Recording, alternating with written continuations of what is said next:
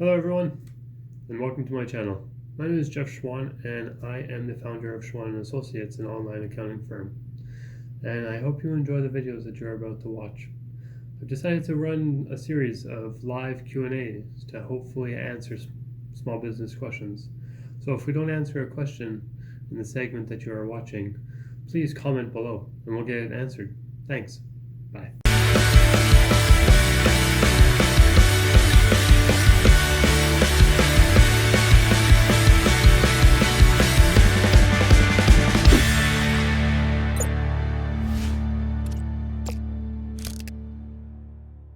Hello everyone, welcome to my first ever live Q&A. My name is Jeff Schwan. I am the founder of a cloud-based accounting firm in Edmonton, Alberta, and today I have with me Troy Huot, who is the financial advisor with RBC Dominion Securities, our Q&A. So thank you, Troy, for taking some time out of your busy day and joining us here today. Thank you for having me. To give everyone a little bit of background on who Troy is, Troy, like I said, is an investment advisor with RBC Dominion Securities. He harnesses his industry knowledge and 9 years of investing experience to develop comprehensive wealth management solutions for his clients. He holds a diploma with a major in finance from the Northern Alberta Institute of Technology and holds his CFP Level 1.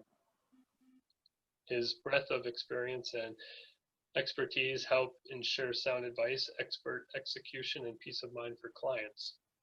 Troy and his team take a conservative, preservation-first approach to growing your wealth and helping you achieve your retirement goals. He and his RBC partners focus on in-depth risk management to help ensure your legacy lasts generations to come and that you are able to maintain your lifestyle in retirement. Troy is also an avid golfer and a member of the Glendale Golf and Country Club. And when he's not out on the links, he enjoys camping with his family and working out. Troy and his wife, Kristen, live in St. Albert with their dog, Charger, and they love the NFL and are huge Edmonton Oilers fans. So today we are here to answer your questions that you have for Troy. So if you do have a question for Troy, please, I have everyone on mute, so just type it out in the chat box and we'll get it answered. Also in the chat, you'll see a downloadable, a PDF download, which is the complimentary second opinion that Troy and his team provide to you, and also a link to his website. So if you're looking to get a second opinion, a complimentary second opinion, it's quite a process that they take, four phases, 4 steps to ensure that your investments are set up with your interests in mind. So Troy, let's get right into some questions that have been previously posted before the broadcast. One question that came in was, so what have your current clients been asking you right now and in the past few months during this pandemic? A lot of people ask when the market's corrected, should they sell? And my answer to that was no. You have to stay invested, especially if you're a retiree and you're collecting dividends. If you sell that stock, you're no longer collecting those dividends. And if nothing's actually changed with the company, why would you be selling the security?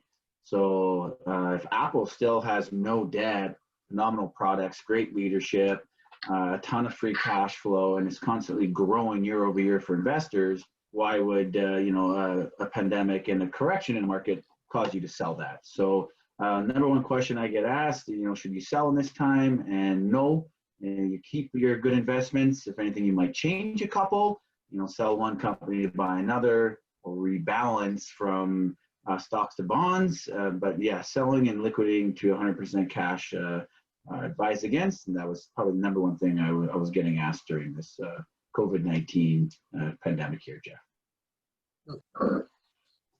So then would you say now more than ever is a good time to have a financial advisor? Absolutely. I think getting that professional advice is pertinent in any field. If you're going to go build a home, you'd most likely hire a home builder, a carpenter, a qualified electrician, and a plumber. So your house didn't leak. And if you're doing taxes, now it's a important time to have a qualified accountant there. So I think now more than ever, with what's going on in the world, it's important to know where you sit financially. Are you and your family adequately protected? If you were to get sick from COVID-19, lose your job, do you have any income subsidies that would come in? Do you are you adequately protected in case something were to happen to your family? And I think an advisor really hits home on that and makes it so that you're well protected, your wealth is protected in the event something happens to you, and then they're there for you in that ride in the event of a pandemic. To go back to my first question, to make sure that you're not using emotions, that you're staying invested and on track with your plan to reach your goals. So, going back to your first comments there about selling, are there some good signs that we should be looking for when it comes to, like, what signs should we be looking for that should tell us that we should be selling or buying? So if on the first side of things, on the selling, if a company is no longer creating good earnings, or there's a possibility of a product that demand deteriorating, large competition, maybe leadership's gone out the door, or they just don't fit your criteria for your investment policy statement. So if they no longer meet your criteria, now is a good time to look at a change. And as far on the buy side, I'm a firm believer, and best time to buy is when you have the money. No one has that crystal ball where you can time the market. A lot of people try it and they fail. So if you've got money and you really, like I said, like that Apple stock, to go back to our example before, best time to buy is now. And create a strategy to buy over time, which we call scaling in. You might know it as dollar cost averaging, where you take money from your paycheck, from an account, and then constantly buy into a fund or a group of stocks. That'd be a great strategy. So on the buy side, it would be when you have the money, that is the best time to invest. So that kind of ties into like a question that was asked about rebalancing. If the company doesn't fit in your profile anymore, to sell. But so how often are your clients, how often are you rebalancing your investments for your clients right now, and how often maybe should I be looking at rebalancing my portfolio and investments? So that's going to be advisor dependent, but typically we go at about a 3 to 5% drift. So if you have a company, you've got, let's say, a 2.5% weighting in your portfolio, it keeps growing and growing and growing, and now it's 7.5% of your portfolio, it's getting a little overweight. So that's where you would trim that and then cycle that back into another position that might be a little underweight to get your weightings equal. And that is strategic asset allocation and strategic wealth management. So we just did that recently. There's been a large run up with Microsoft, Facebook, Amazon, Netflix, Google. A lot of the tech names have been moving the market. So we trim from those names and then put them into the other sectors that have been underperforming that now will probably be starting to recover, whether that be oil and gas stock or a bank stock, something along those lines. So that's where you go out with the rebalancing. So it depends on your plan and what's best for you, but I would recommend around that 3 to 5% weighting when it starts drifting around there. So is there any specific, another question came in was, is there any specific risk mitigation strategies that I should be employing right now as it relates to market validity expected during the next few quarters with COVID? Yeah, that's a really good question. And I mentioned it a little earlier on the scaling in. So if you're looking to put money to work, do it over time. Don't just buy all at once. Kind of like when you go jump in the water, you put your finger in, test the temperature, and then you can jump in. So buying dollar cost averaging over time would be a good strategy. Rebalancing, as said earlier, And then a few other ones that would be good. A lot of time in time of uncertainty. Gold is a good hedge. Gold's actually back up to all-time highs. So to be able to have gold in a portfolio to hedge against whether it's currency risk or stock market risk, or there's the ability to use options. Highly recommended strategy. Make sure you know what you're doing with it though. Where you can collect premium by selling covered calls on some securities, and you get premium for that, and it's just a way to reduce volatility. And then you take your premium and then buy more of the stock. You can do that on the other side of the equation on a put. So there are some sophisticated strategies you can utilize, but I recommend having the help of a professional to do so, and not trying to do some of those on your own. Jack, you just posted, don't you think gold is pretty high priced right now? Yeah, thanks for Jackie. So yeah, I wouldn't be buying it now. You would want to have had gold when the pandemic was starting, or in your portfolio as a long-term holding, maybe awaiting a 5% or so. But to go buy gold now wouldn't be very beneficial. So yes, I agree with you there, Jackie. Awesome. So what is your outlook for the economy and market look like?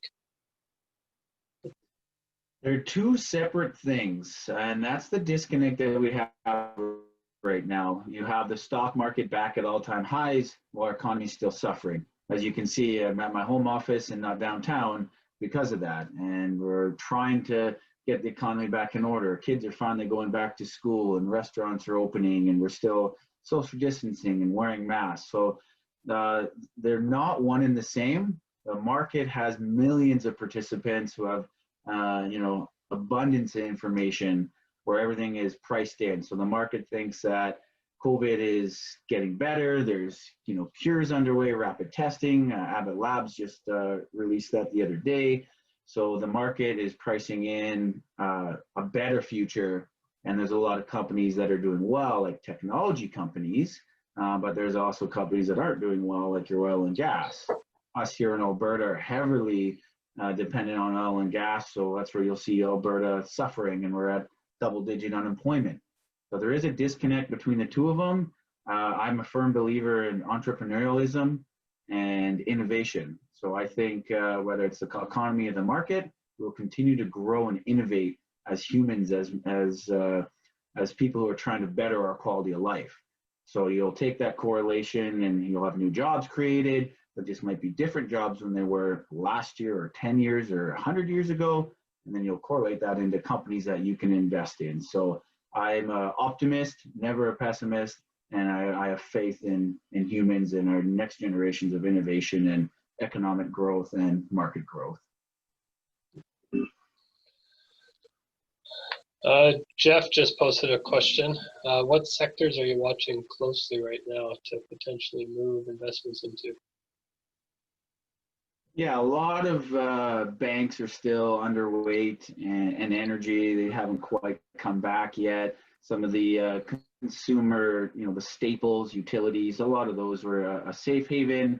And when people felt it, the bottom was in, they rotated out into the COVID-themed investments, and that being your online, your e-commerce, your technology. So those companies are a lot overextended right now. So the ones that haven't caught up, like materials and banks and staples, are probably a good one to rebalance into right now.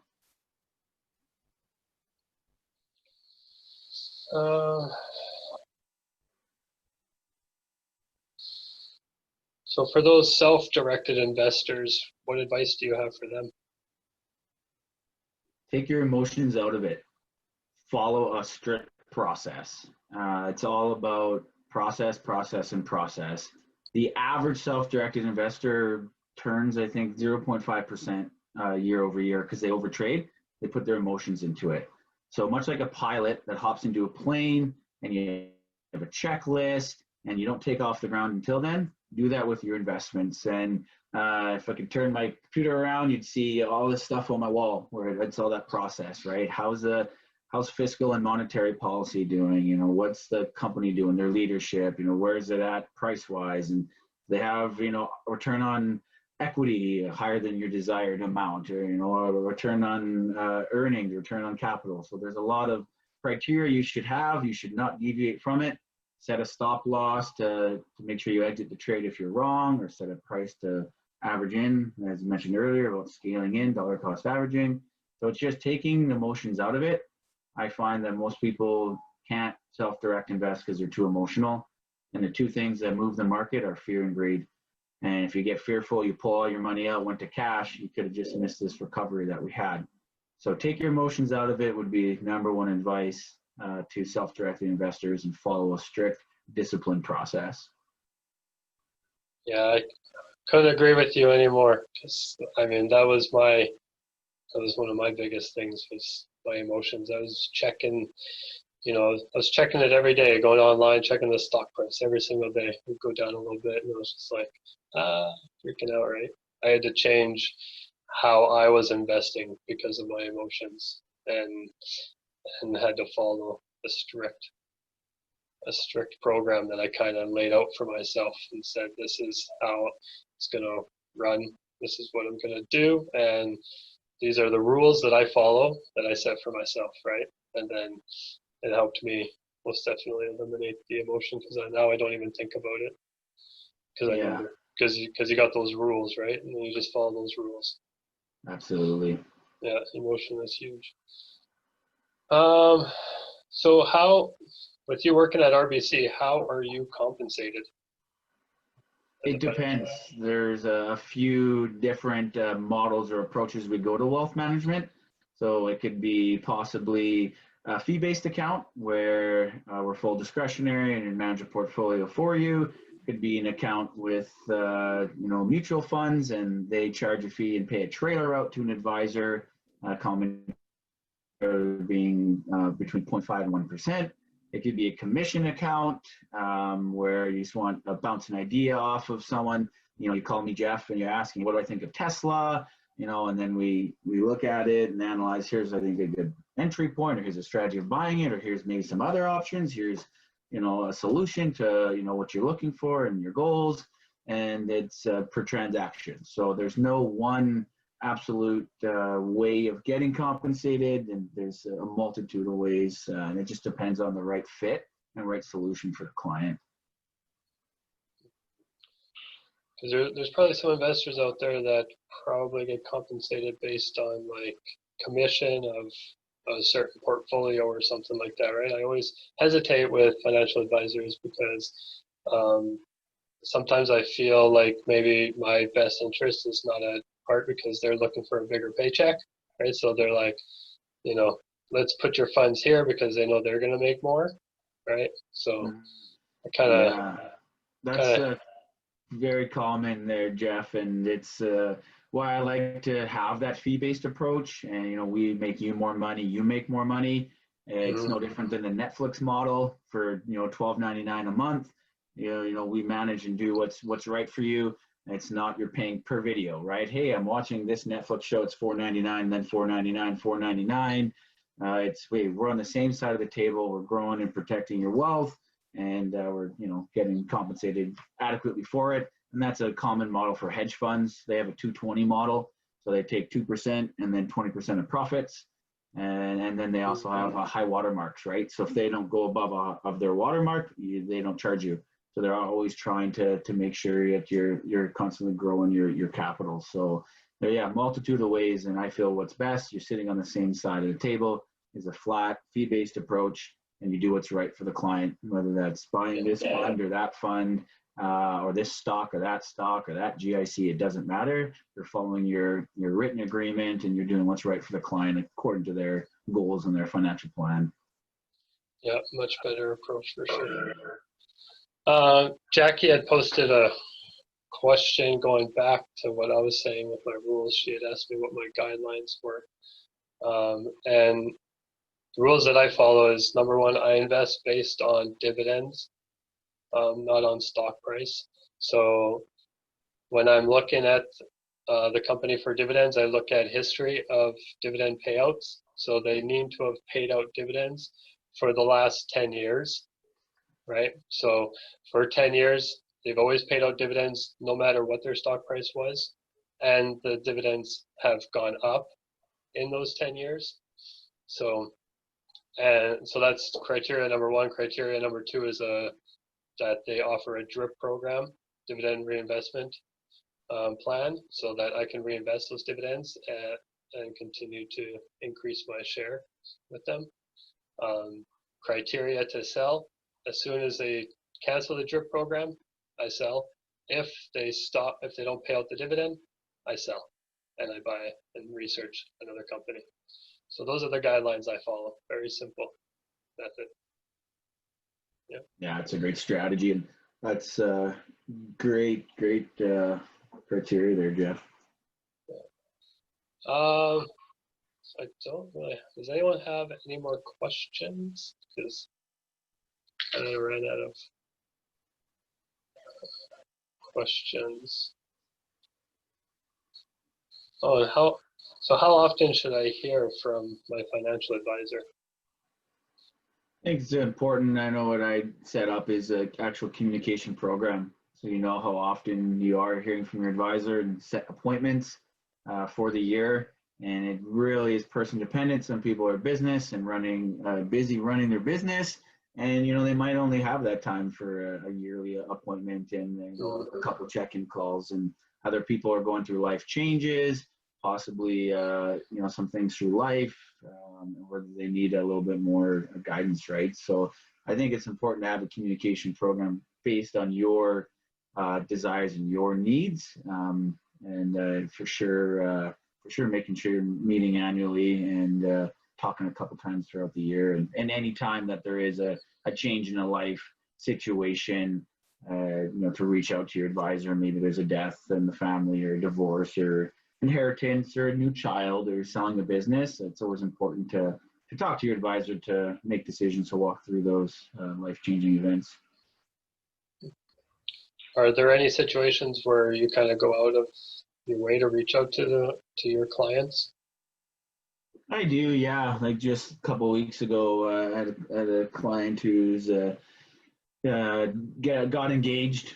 So, can't see anyone right now, but, sent out, skip the dishes card and, so happy for you that you're engaged and, here enjoy dinner on us or a birthday or Thanksgiving, just calling, be thankful for a client or, right now with summer coming to a close, you're reaching out to clients, seeing how their summer was and Christmas time and, anything, because I work with a lot of people who I have genuine relationships with and you care about, and they're interested in my life, I'm interested in theirs. So to be able to see how things are going, and I think it's important to have that relationship, and that's the most important thing in my mind for the advisor client is their cohesion, is their chemistry, because there's a lot of different personality types, different views on investing, and you have to find someone who aligns with the vision and you have that relationship with.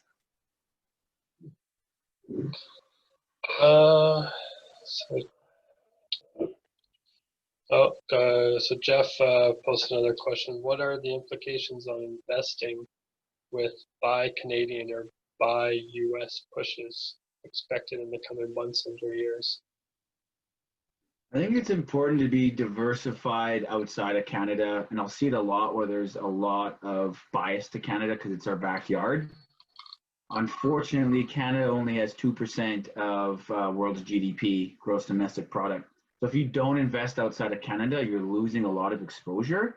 There are companies in Canada that give you exposure outside of our borders, but you really need to be looking at companies in other countries because there's so much more outside of Canada. You look at our population, it's 36, 38 million, and the US has a zero on there. So I think it's important to go outside of your backyard, not have that bias, and some people that might hinder their successes because they focus too much on Canada, and Canada for a long amount of time has just been energy and banks. It's starting to get more in the technological area. There's a lot of good tech companies coming out of Canada now. But I think it's important, I know everyone's going buy local, go to your local grocery store, restaurant, but as far as investing, you really got to take a global approach. Jackie asks, do you have a minimum amount that you will manage for a client? The minimum amount is, like I said earlier, Jackie, on the alignment of our personalities, our goals. Is there going to be a fit? At the end of the day, it's are we going to work well together? Be a strong relationship, buying into the way that we manage money, and here's the plan. Is this a good plan? I think that's the utmost importance, is the ability to have that fit, which is why in our process we go through discovery, where it's, hey Jackie, tell us your story. What are you looking for? What have you done in the past? What are some decisions you've made? What are you looking to get? And it's creating that picture of your life and where you're at, how you got there, and where you want to be, and can we get you there together? Do we want to both hop in that ship and go on that journey?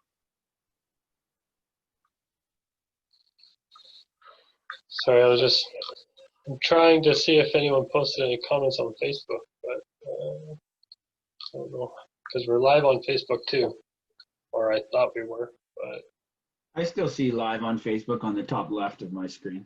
I see that too, but then I'm looking at the Facebook screen and it's just a play button. I don't know. But yeah, oh well, you'll learn. Well, I don't know. Anywhere. Oh, okay, Jeff. Jeff's saying Facebook's going live. Okay. It does show. Yeah, for me it just shows like a freeze frame. I'm not sure, but I don't see any comments either. Jeff, do you see any comments? Any questions that people had asked? No comments. Okay. So no one on Facebook has any questions. I would just add, while you're looking for questions there, you mentioned it earlier on your strategy, and Jackie mentioned it as well. And it comes to investing, don't invest in anything you don't know and don't understand. If you can't sit down with someone and talk about what that business does, how they make money, you shouldn't be investing in it. And be investing in the good solid companies that we all shop at, and we all use, your consumer of, you're going to do way better off doing that than you would trying to find a next up and coming company or a biopharmaceutical high flyer. There's nothing wrong with McDonald's and Costco and Fortis and TELUS and a lot of these companies that we all use, Netflix, all use every day, right? So those aren't recommendations. That's just saying, yeah, if you use the product, that's a good time to look deeper and then figure out if it's right for you and fit your model. Yeah, for sure. And most of the companies I'm investing in have been around for a long time, right? They're not up and coming. I'm not looking for the next big tech company that's going to go and make me rich. Yeah. It's all about just creating some passive income for the retirement and just building my wealth within those shares. That's why I look for the drip program, right? So I don't have to always throw like $50 or $100 at the share. I just reinvest the dividends that I get, and if the share price goes down, then it's good news for me, because then my dividend reinvestment just bought more shares, which increases my dividend, right? Yeah, exactly. So it's a win for me. Jackie asks, what do you think about Shopify and Tesla? Both really high prices right now. Yeah, I another circle back to what I said earlier of buying when they on a pullback, they're a little extended. Tesla just had I think it was a 5-for-1 stock split to be more marketable to individual investors, but that doesn't change valuation. They're still struggling to put anything to a bottom line. Well, I think it's a great company. They're innovative. When you get that parabolic looking chart, you got to be a little apprehensive of a bubble that crashes. So I do have clients who own those companies, but yeah, there's even Warren Buffett said, buying a good company at a bad time is the same as buying a bad company. So I just got to be cautious when you put that capital to work. Yeah, definitely innovators and definitely both good companies.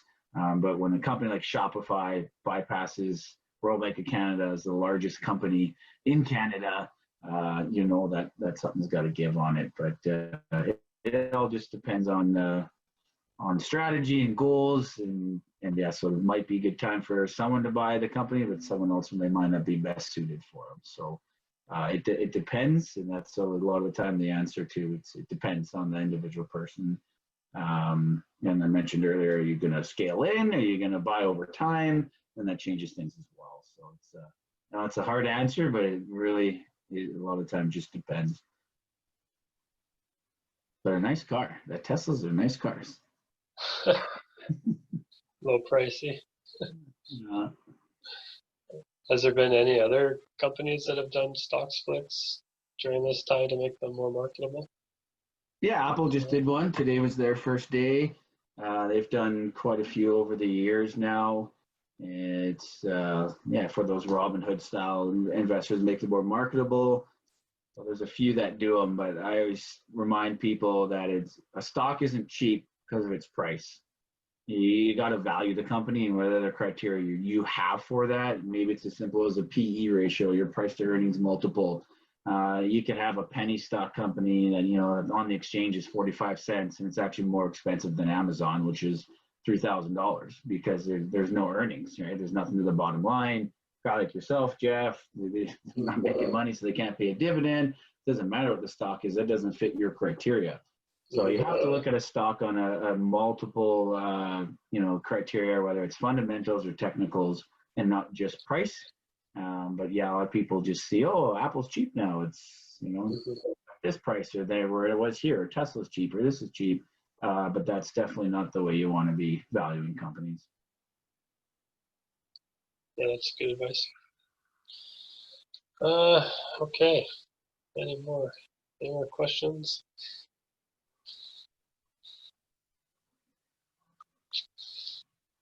If not, we can kind of just close it off here. I'd like to thank everyone for tuning in to the Zoom call. I knew we were supposed to be on Crowdcast, something I was looking into, but I don't know if I just have a bad computer and it's just not working on my end. But it was just very poor. I do want to host more Q&As every monthly. Next one in September, I hope to bring another live Q&A with marketing specialist so that we can discuss, marketing your business during these times and answer any questions you might have about marketing your business and growing your business. So stay tuned for dates and times on that. Other than that, Troy, thank you again for taking time out of your busy schedule and answering the questions that we did have for you today.